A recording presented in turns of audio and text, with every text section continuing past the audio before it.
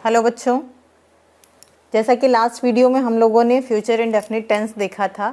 मैंने उसमें आप लोगों को अफर्मेटिव, नेगेटिव और इंट्रोगेटिव के दोनों प्रकार बता दिए थे।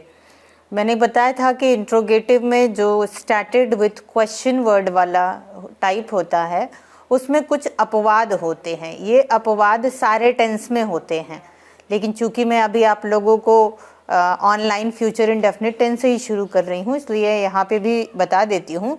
और इसके बाद में फ्यूचर के सारे टेंस ख़त्म करने के बाद दो और वीडियोस बनाऊंगी जो प्रेजेंट इंडेफिनिट से स्टार्ट होंगे, और ऐसे करके पूरे वीडियो हमारे जो 12 टेंस हैं वो पूरे बन जाएंगे। तो अब आज हम लोग शुरू करते हैं फ्यूचर इंडेफिनिट टेंस। इसमें इंट्रोगेटिव देखेंगे। हमने आपको बताया था कि फ्यूचर इंडेफिनिट टेंस का जो हेल्पिंग वर्ब है वो होता है विल और शैल। हमने आपको ये भी बताया था कि शैल, आई और वी बस इन्हीं दोनों के साथ होता है, बाकी सबके संग विल का प्रयोग होता है। ठीक है।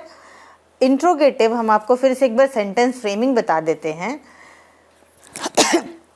अफर्मेटिव में यानी साधारण वाक्य जो होता है उसमें सबसे पहले subject, S stand for subject यानी कर्ता, हेल्पिंग वर्ब दूसरा होता है यानी जो सहायक क्रिया होती है, तीसरा होता है मेन वर्ब यानी मुख्य क्रिया, फिर होता है ऑब्जेक्ट यानी कि कर्म। निगेटिव में सेम वैसे ही रहता है, बस हेल्पिंग वर्ब के बाद नॉट बढ़ जाता है। आप देख लीजिए, सब्जेक्ट, हेल्पिंग वर्ब, नॉट बढ़ा, फिर मेन वर्ब, फिर ऑब्जेक्ट। जो इंट्रोगेटिव का पहला प्रकार होता है जिसको स्टार्टेड विथ हेल्पिंग वर्ब कहते हैं, इसको हम कैसे पहचानेंगे कि हमको हेल्पिंग वर्ब पहले रखना है? तो जो हिंदी का जो आपका सेंटेंस होगा उसकी शुरुआत में क्या लिखा रहेगा, और ऐसे भी समझ सकते हैं कि इस प्रश्न के जो जवाब होंगे वो हाँ या ना में आएंगे। जैसे क्या तुम नहाओगे, हाँ या नहीं, तो ही उत्तर हो सकता है। क्या तुम कल स्कूल जाओगे, हाँ या नहीं। तो यानी जो क्या से शुरू होते हैं हिंदी में सेंटेंस, उसको जब हम इंग्लिश में ट्रांसलेट करेंगे तो उसमें हेल्पिंग वर्ब सबसे पहले आता है, इसलिए उसको कहते हैं स्टार्टेड विथ हेल्पिंग वर्ब। कुछ लोग इसे यस नो टाइप भी कहते हैं। तो ये जब फ्रेम होता है तो सबसे पहले हेल्पिंग वर्ब रखा जाता है, फिर उसके बाद सब्जेक्ट, मेन वर्ब और ऑब्जेक्ट। इसको बस इसी वाले से, अफर्मेटिव वाले से ही समझ लीजिए सारे, कुछ नहीं करना है, हेल्पिंग वर्ब को उठा के पहले रख देना है। देखिए, हेल्पिंग वर्ब उठा के हमने पहले रखा, फिर आ गया सब्जेक्ट, फिर आ गया मेन वर्ब, फिर ऑब्जेक्ट। दूसरा जो टाइप है वो होता है स्टार्टेड विथ क्वेश्चन वर्ड। इसको कैसे समझते हैं? जब हिंदी में कोई सेंटेंस हमारे पास होता है प्रश्नवाचक, जिसमें प्रश्न पूछा जाता है, लेकिन जो प्रश्नवाचक शब्द होता है, कब, क्यों, कैसे, कितना, ये जो शब्द होते हैं, इन शब्दों की अंग्रेजी सबसे पहले लिखी जाती है। जैसे what is your name, where are you from. तो ये जो क्वेश्चन वर्ड वाले वर्ड होते हैं, जो क्वेश्चन वर्ड, ये सबसे पहले आते हैं, इसलिए हम इसको स्टार्टेड विथ क्वेश्चन वर्ड कहते हैं। याद रखिएगा कि क्वेश्चन वर्ड हिंदी वाले में बीच में आता है।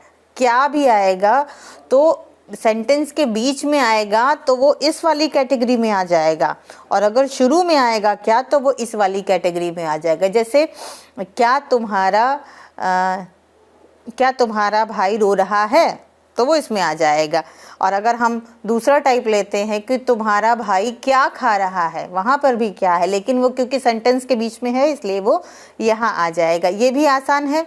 जो पहला वाला टाइप है helping verb, subject, main verb, object, इसी के पहले हमको क्वेश्चन वर्ड रख देना है। देखिए, question word, helping verb, subject, main verb, object, same है, बस क्वेश्चन वर्ड बड़ा, helping verb, subject, main verb और ऑब्जेक्ट ये सेम है। ठीक है। लेकिन हमने बताया था आपको कि इस वाले में ये जो सेकंड टाइप है जिसमें क्वेश्चन वर्ड बीच में आता है, इसके कुछ अपवाद होते हैं, इसी को हम लोग आज समझेंगे। इसके पहले हम जो बिना अपवाद वाले हैं वो समझ लेते हैं एग्जाम्पल के लिए। तो दूसरा वाला टाइप ही देखेंगे हम लोग। पहला तो क्लियर है, उसमें कोई अपवाद नहीं है, कोई एक्सेप्शन नहीं है। तो हम लोग देखेंगे स्टार्टेड विथ क्वेश्चन वर्ड। ठीक, जैसे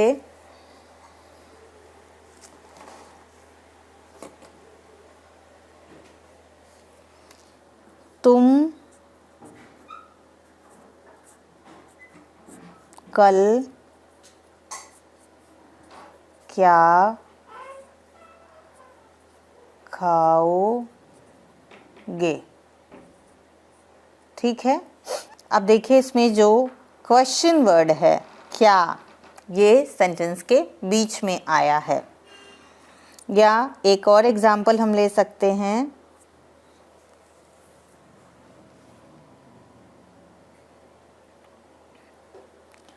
वे कलकत्ता कब जाएंगे। ठीक, कब, ये समझने के लिए आसान है कि क्वेश्चन वर्ड बीच में आया है। तो हमने जैसा कि आपको बताया कि स्टार्टेड विथ क्वेश्चन वर्ड में सबसे पहले क्वेश्चन वर्ड ही लिखा जाता है। तो इसको ट्रांसलेट करेंगे हम, तुम कल क्या खाओगे। क्या, तो व्हाट। ठीक, अब हमने आपको बताया था कि क्वेश्चन वर्ड के बाद हेल्पिंग वर्ब आता है। तो तुम के हिसाब से विल आएगा, क्योंकि शैल तो आई और वी के संग होता है, तो विल आएगा। What, will. अब इसके बाद देखिए क्या आएगा, हेल्पिंग वर्ब हो गया, सब्जेक्ट, फिर मेन वर्ब। सब्जेक्ट कौन है, यू, फिर मेन वर्ब खाओगे, व्हाट विल यू ईट। कब, ऑब्जेक्ट कब, कल, टुमारो। आसान है। अभी मैं अपवाद वाले नहीं बता रही हूँ, अभी मैं जो सामान्यतः नियम है वही बता रही हूँ। इसके बाद अपवाद बताऊंगी, तब आपको ज़्यादा क्लियर समझ में आएगा। वे कलकत्ता कब जाएंगे। कब क्वेश्चन वर्ड पहले लिखना है, तो व्हेन। अब वे के हिसाब से विल आएगा, क्योंकि शैल तो आई और वी के संग जाता है। व्हेन विल, अब हमको लिखना है करता। When will they, main verb क्या है, जाना। व्हेन विल दे गो, कहाँ जाना है, टू कोलकाता। कुछ बच्चे जो प्रॉपर नाउन होता है प्लेस का नाम, उसको स्मॉल लेटर में लिख के भेजे हैं मुझे। उस बात का ध्यान रखें कि कैलकटा लास्ट वाले में मैंने जो होमवर्क दिया उसमें आगरा था, तो कुछ बच्चों ने आगरा का ए स्मॉल लेटर में भेजा है, वो कैपिटल में रहेगा। ठीक, ये हो गया सामान्य नियम जो हमेशा होता है। सारे टेंस का यही रूल है कि स्टार्टेड विथ क्वेश्चन वर्ड में क्वेश्चन वर्ड, हेल्पिंग वर्ब, फिर सब्जेक्ट, मेन वर्ब और ऑब्जेक्ट आता है। लेकिन कुछ क्वेश्चन वर्ड ऐसे हैं जो अपवाद स्वरूप होते हैं और वो नियम को थोड़ा सा बदल देते हैं। जैसे हु यानी कौन, तो ये शब्द जब आता है कौन, तो थोड़ा सा नियम आपका बदल जाता है। जैसे बच्चों को खाना कौन खिलाएगा।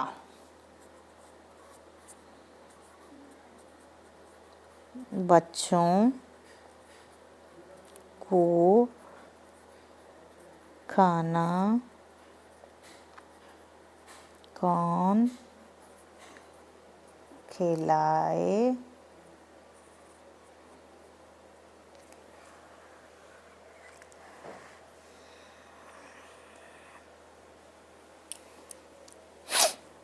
देखिए कौन है, तो हमें हु लिखना है सबसे पहले, क्वेश्चन वर्ड।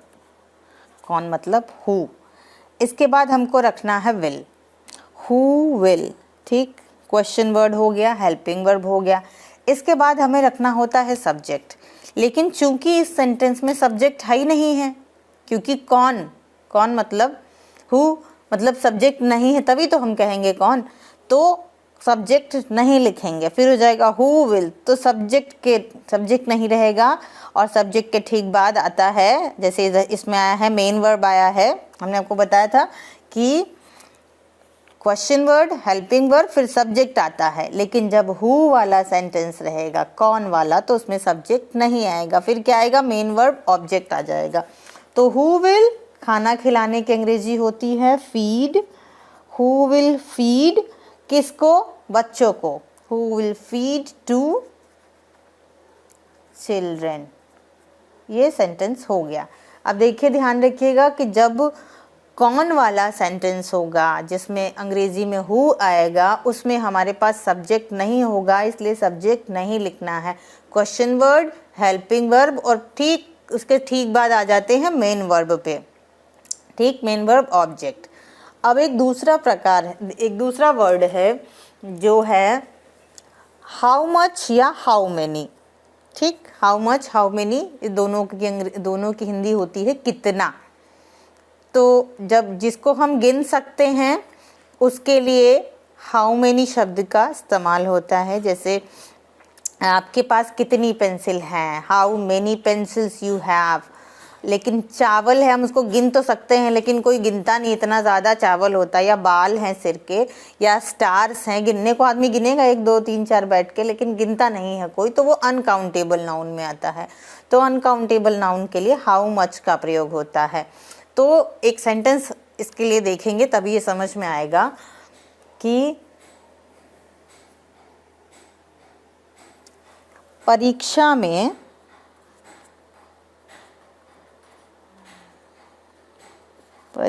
में कितने बच्चे बैठेंगे। ठीक, कितने। ठीक, अगर ये बच्चे की जगह कितना दूध होता, कितना चावल होता, कितना तेल होता तो हाउ मच हो जाता, लेकिन बच्चों को हम गिन सकते हैं इसलिए हाउ मेनी हो जाएगा। तो सबसे पहले क्वेश्चन वर्ड क्या आया, हाउ मेनी। अब हमने आपको बताया था कि क्वेश्चन वर्ड के ठीक बाद हेल्पिंग वर्ब आता है, बताया है ना। ये देखिए यहाँ पे क्वेश्चन वर्ड के ठीक बाद हेल्पिंग वर्ब। लेकिन ये अपवाद यहाँ पर है कि जब भी हाउ मच या हाउ मेनी होगा तो वहाँ पर हेल्पिंग वर्ब नहीं आता, बल्कि पहले सब्जेक्ट आ जाता है। क्योंकि हाउ मेनी क्या चीज़, तो हाउ मेनी चिल्ड्रेन, कितने बच्चे, उसके साथ जो उसका नाउन होता है या जिसको हम सब्जेक्ट कह लें वो साथ में ही आ जाता है। तो यहाँ पे साथ में आ जाएगा हाउ मेनी चिल्ड्रेन। अब इस सब्जेक्ट के बाद हमको हेल्पिंग वर्ब लगाना होता है, बस यही ध्यान रखना है। हाउ मेनी चिल्ड्रेन विल, परीक्षा में बैठने की अंग्रेजी होता है appear, APPEAR, appear. How many children will appear, कहाँ, इन द एग्जामिनेशन।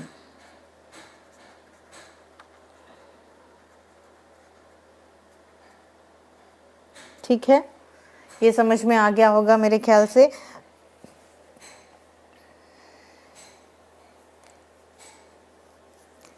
तो ये 2 वर्ड हैं। अच्छा, एक और है कौन सी या कौन सा, तो उसके लिए अंग्रेजी में यूज़ होता है विच। तो एक और एग्जांपल देख लेते हैं कि तुम कल कौन सी ड्रेस पहनोगी। इसमें भी जैसे हाउ मच हाउ मेनी हुआ तो विच के साथ भी सब्जेक्ट आता है। ठीक है, जैसे कौन सी लड़की, कौन सा लड़का, कौन सा रंग, तो ये हमेशा साथ में आते हैं। कौन सी ड्रेस, ठीक है, तो विच ड्रेस, ये हमेशा साथ में आएगी। तो आपको याद रखना है कि हाउ मच हाउ मेनी और विच, इन सब के साथ सब्जेक्ट आ जाएगा, उसके बाद हेल्पिंग वर्ब आएगी। लेकिन अगर ये नहीं है तो सब्जेक्ट क्वेश्चन वर्ड के बाद हेल्पिंग वर्ब आता है ना कि सब्जेक्ट। तो विच ड्रेस। ठीक, अब आएगा helping verb, which dress will will you, subject आ गया, पहनना मेन वर्ब, पुट ऑन या वियर, कब, टुमारो। ठीक है, तो आपको इतना याद रखना है, मैं यहाँ पे लिख दे रही हूँ हु के संग अपवाद होता है, हाउ मच के संग अपवाद होता है, हाउ मेनी के संग होता है, और हुज या विच। ये सब ऐसे क्वेश्चन वर्ड हैं जो अपवाद वाले होते हैं, इनके संग नियम थोड़ा सा बदल जाता है। ये सारे टेंस में आपको मिलेंगे, लेकिन आपको थोड़ा सा याद रखना पड़ेगा, ठीक है। मैं सारे टेंस में अपवाद वाले आपको प्रैक्टिस कराती चलूँगी, तो वो आपके जहन में बैठ जाएगा, ठीक। तो आज के लिए बस इतना ही, और संभव हो तो आप लोग 2-4 सेंटेंस ऐसे बना के मुझे भेजिएगा। मैं देखूंगी कितने लोगों को समझ में आया। और हाँ, वीडियो देखने के बाद अगर पसंद आया हो तो उसको लाइक करना ना भूलें। अगर अभी तक चैनल को सब्सक्राइब नहीं किया है तो सब्सक्राइब भी कर लीजिए। Thank you so much.